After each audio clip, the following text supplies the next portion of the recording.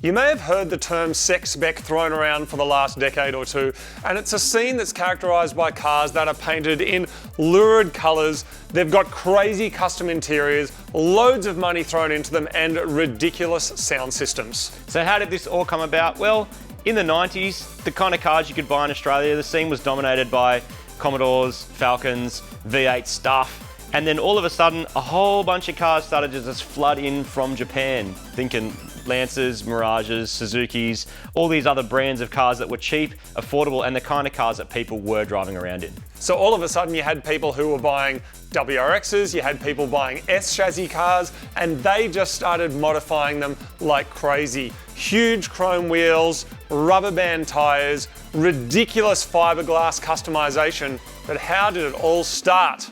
Today, we're going to find out. Not only that, we're also going to attempt to restore the audio system and lights in this green sex spec Turbo Civic that we picked up on Facebook Marketplace. Strap yourselves in, it's going to be a wild ride down memory lane. This is Sex Spec.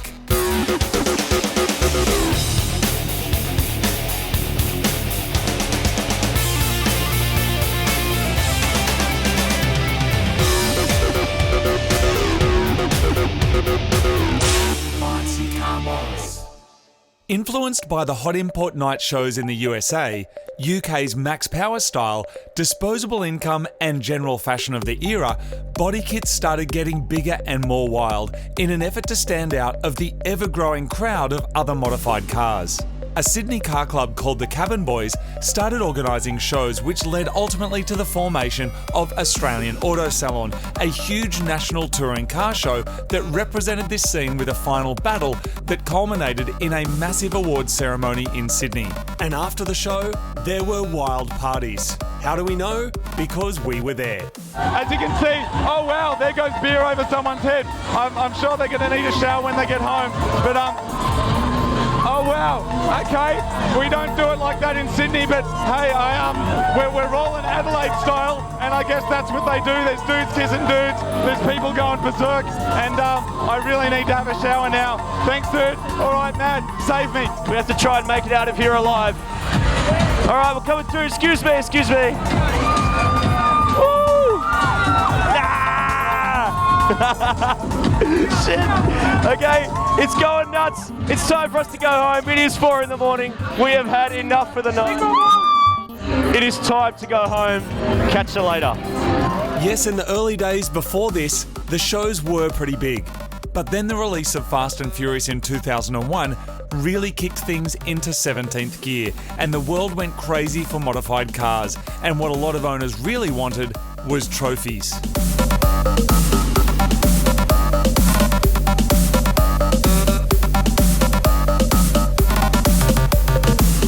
During Auto Salon shows, cars were judged and awarded points for specific areas of modifications, and this is what led to such intricate and mad modifications. And the shows themselves were a huge deal. Big event and conference centres just packed to the brim, loud music, dancing, stages, giveaways, prizes, manufacturers and companies everywhere showing off their stuff. It was a huge, huge weekend. Now, Marty and I were actually on this tour in 2010, so we got to see all the crazy cars, all the crazy promo girl competitions that they used to do, and we even built a car for Sydney Auto Salon Final Battle.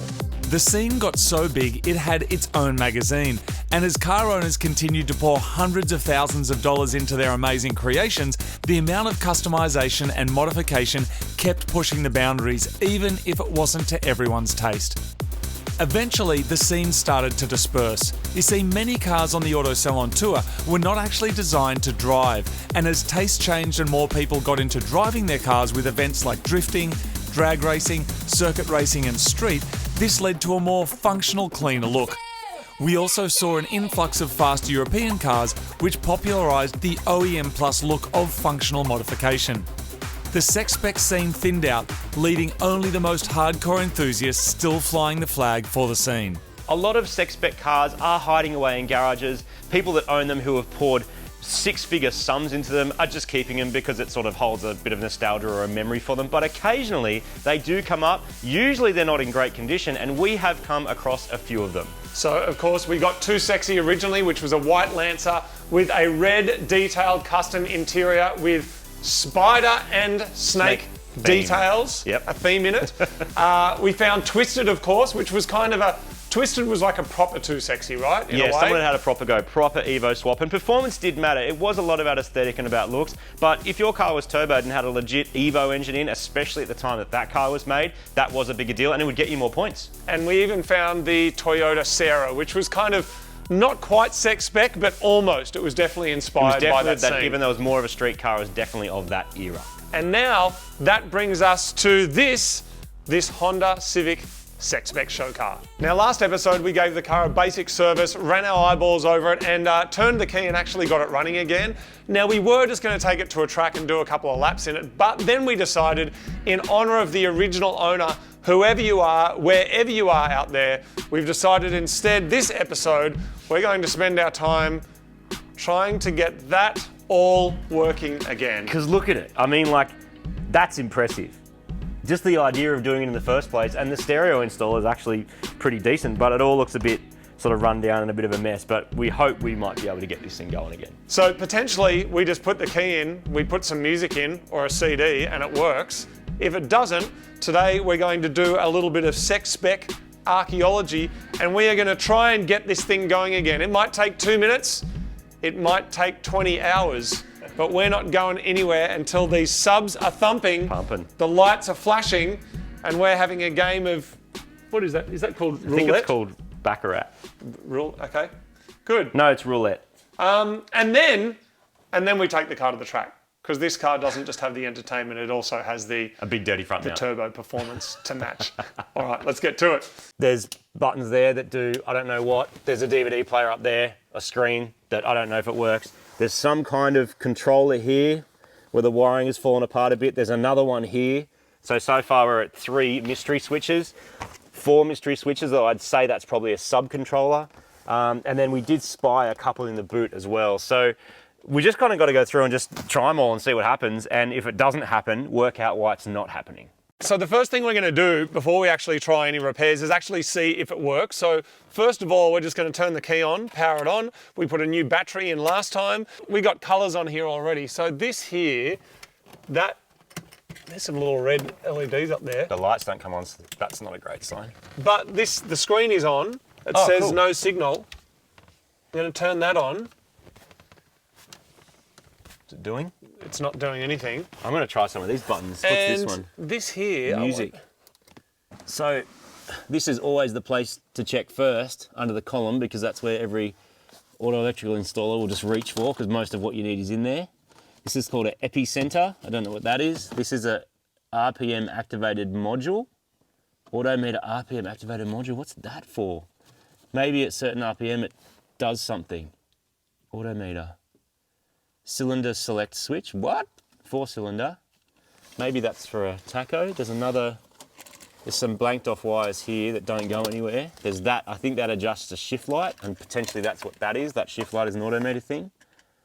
Just everything is like an accessory that would have been bought in stages. Like, I'm going down the shops today just to buy that one extra mod for my car with the pay I got from this week or whatever. Like, it's also worth remembering some of these mods are actually quite expensive, and particularly wages and how much you earn each week. Maybe one mod like this was reasonable, and then paying your rent and food and board and whatever else would be it. So a lot of this stuff happened very incrementally, rather than these days where you see a build just starting from, from zero to $200,000 later, and then it's at SEMA. Oh no. Busquets don't look gonna work. Fusion. Security system. So much tape. Although it looks like a rat's nest, the circuits themselves are quite simple. Most of these accessories just need a power and a ground, so a multimeter set to volts will tell you everything you need to know. Running new, separate and fused circuits is the proper way to install this stuff, which no one ever does. So this is a perfect example of a very spec thing. So you've got a random switch there, don't know what it does, assume it triggers lights or something cool, and then you dig around under the dash and it's just cable tied and goes nowhere. So maybe there used to be something in here. I actually think quite a lot of this car may have been stripped out. There was definitely an interceptor on the ECU that was making the turbo system work. And if you just start it and drive it and get it and it makes choo-choo noises, you go, cool, I guess it's turboed and it works. But actually, that motor will be getting, not enough fuel, not enough spark, whatever. And so that's been ripped out and sold, or maybe it never worked anyway. And then you've also got stuff like this, which could have been a boost switch or a controller or like so many different things. But we'll never know. But we keep digging and see what we can make work.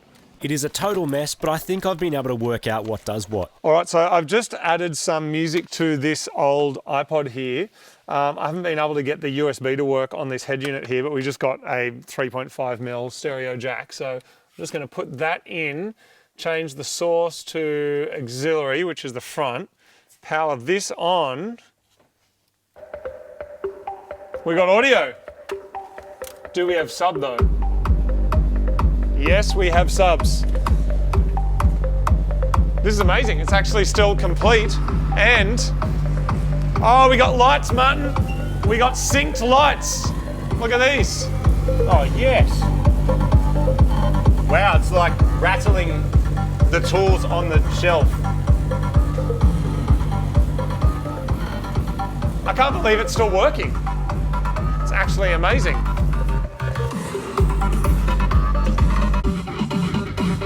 Oh, there it goes. Yeah, Oh, dude, yeah. We got strobes in here, people. Strobes. Hectic.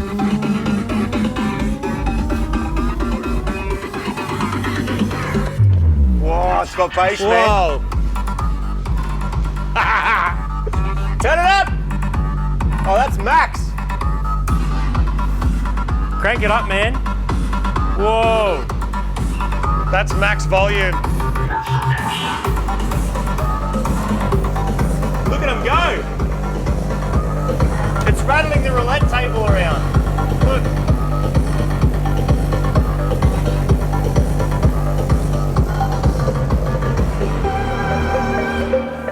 Amazing. Well, that's a win. So what we've worked out is these little controller up here is the internal strobe light, Okay. which have actually been cracked and like kicked, but still seems to strobe. And just strobe no matter what. All the other stuff on the dash has been disconnected. Like there used to be more. Yeah, okay. We just never know what it is. Yep. The DVD player doesn't have a signal. This dub controller, I don't know what that is, but that doesn't actually function. It doesn't. You would imagine that would be to externally control the volume of the sub. Totally, yeah. It doesn't do. And also it means our gauges don't work too because all the gauges are disconnected. So someone's been in there since the last person owned it who cared about it and has basically disconnected everything. The dispersion of sound on the low end is so over the top, it's actually hard to enjoy the music. Some of the arguments I used to have with people about stereos because they knew I was into this stuff, and I did work in shops installing it and selling this gear for quite a long time, and I was always 10-inch subs, man, 10-inch subs. No, not big enough, got to be 15, got to be 18, got to be whatever. Too woofy. Because brown. You can't hear it, you can feel it, but I'm going from the approach of wanting to hear it. A lot of people don't care about that. It's about the feel. It's about sitting in that back seat and getting pummeled. Yes. By the subs. And people used to have just small speakers in the front.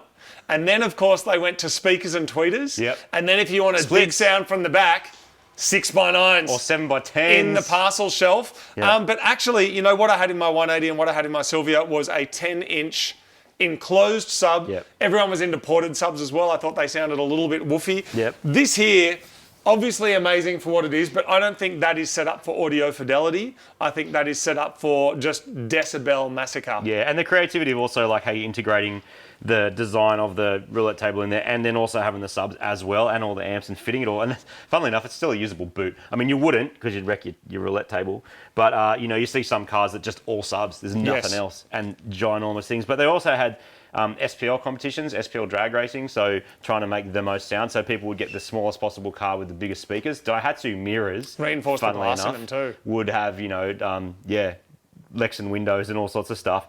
And then they would fill in with subs because the smaller space, the higher the SPL, and you win competitions. It's kind of like those competitions like the revving ones. I don't quite understand it. I get it's kind of cool at a show. But you get the trophy, and people at Auto Salon love the trophies. They used to have their cars sitting there with trophies all the way around them. Winning's winning, man. Yeah, I guess so. Yep. Doesn't matter if it's by a decibel or many decibels. A win is a win. I think these days, if you bought a Golf GTI, its stereo would sound better and more balanced than this. Not that that is what this is about. Yep. In terms of like actual fidelity and audio quality, Martin, a score out of 10, what would you give it? Oh, fidelity, 4. Yeah, I was going to say 5. Yeah. And overall volume? Oh, 9. It's big. It's I mean, there's crazy. 2 big amps there. Yes, you could go bigger and put more subs in, but for what you're looking at, that's pretty impressive. It's louder than anything I've ever had. And I've had cars with 15-inch subs and other things, but this is out there. It's also, you have to put yourself back in the time when this was like cred. it was about cred. It was about street cred. It was about rocking up to a meet, or like a lot of those times people would just cruise around Sydney. Like La Perouse was a place everyone used to go. There was like this big lighthouse and lookout and whatever, and everyone would just like take Church their cars Street, Parramatta. there. Church Street, Parramatta, through the George Street in the city before they shut it all down. Brighton, the Sands. These are all places in Sydney. There'd be some people nodding their heads going, yeah, I was there. Yeah. And, you know, actually, it was a reward for the creativity and the effort, the money you put in, was that people would see you come and go, whoa, that's sick, you'd have something to talk about, and you'd get cred. And what I do like about this car is that it does have something interactive about it at least. Like you turn up, you flip this, you put your tunes on, you throw your dice or do whatever it is that you do. Like I like that it's kind of but I like that the car can involve you. It invites you, like from a design perspective, it invites you to kind of interact with it as opposed to just kind of sitting there. And that is something that we're missing now. Like cars are just too. They're so straight now. They're kind of boring, but then they work and people just want to drive them. And the stereos are excellent. But cool that the stereo still works. That's amazing. That's mad. I thought that was going to be a lot of investigation. Doesn't it take you back there, that sound? Yes. Do you remember you used to walk around an auto salon and it was just... Especially when there was like 50 or 100 cars that all cranked their stereo up at the same time with different music. Couldn't hear yourself think. And it didn't matter if they arrived on a tow truck. Look at this, man. Look at this.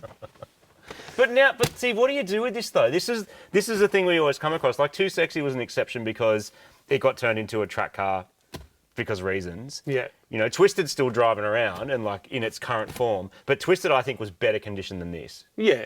Yes. And had a proper engine in it and was valuable. These Civics are worth nothing. Well, even a good one. It's turbocharged. Is it, but? Look, the thing is, the stereo works. Yeah. The interior is basically complete. Functional, yeah. And being that someone turbocharged it, the car is designed to be driven hard. So we've got it working again. Full cred to whoever it was that put the stereo in, because in the last couple of cars we've had, the stereos were not complete or didn't work. So that still works. The last thing to do is just drive it. That's what we have to do. And being that it's unregistered and would be illegal to take it on the street, we take it down to the track, do a battle, your Civic, this Civic, whichever one wins stays on. I think that's what happens. I think I know. Cool. It was simpler than I thought. I think I know who's going to win. But I think it's safe to leave some of this strobes disconnected. Yeah, this one can just go off. This could go off because it's really annoying. Oh, you're running that off a jumper pack. Because it was just missing and it was melted. Yeah, so I think it's actually pulled so much current, or just it's just bad. Like it's all faded and cracked and gross. So yeah, that probably can go in the bin. I just wanted to hear the subs working. The subs work. I'm stoked the subs work. That's amazing. So you can leave that iPod connected and just crank the tunes now. Yeah, just crank the tunes whenever we want, man. Why don't you just sell all your cars and just drive this around? What do you mean? Why? Why would I want to do that? It's got a good stereo. It does have a good stereo. It ticks every box, man. It's turbo. It turns heads. It does turn heads. It's got custom everything. It's just... Oh, there it is. Wow.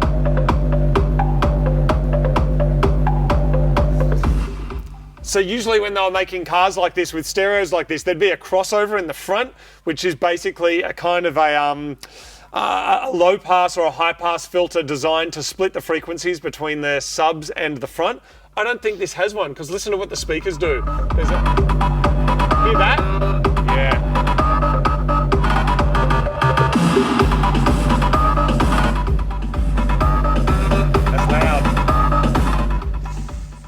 Anyway, that's it. Wow. I thought there was going to be a whole lot of, well, there's still mystery. I thought there was going to be a whole lot of work to get that going again. But again, the car just works. I'm really, really impressed. Martin, thank you. That is, according on the level of noise scale by the Audiology Awareness Society or Academy of America, that very loud, that is dangerous over 30 seconds and equivalent to a jet plane. Oh, okay. It is loud. I don't know if that comes across, but it's really loud. Yeah. Equivalent to concerts, car horns, sporting events, or jet planes taking off at the extreme. Yep, car horns at the extreme. And people did this to themselves on purpose. Yes. A lot of cruising around to impress their mates and to one-up their mates. Yep. I think... what a journey. A lot of people around this time may have been abusing substances. Oh, you reckon? Maybe. I don't know. You have a feeling, or...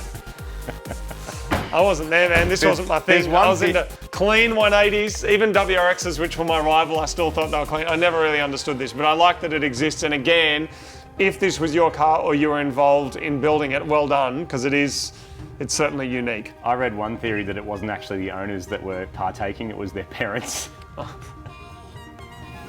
Yeah, okay. And the result is this. Well, who knows? Yeah.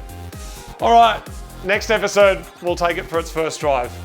Look, You're looking I'm forward to both it. disappointed and impressed that it worked straight away, but now we can get back to the original programming, which is taking this to the track and Ripping a fat skid. smoking Marty's Civic No, with it. not smoking my Civic, but I do want to see this rip a fat skid. Then I'll be impressed.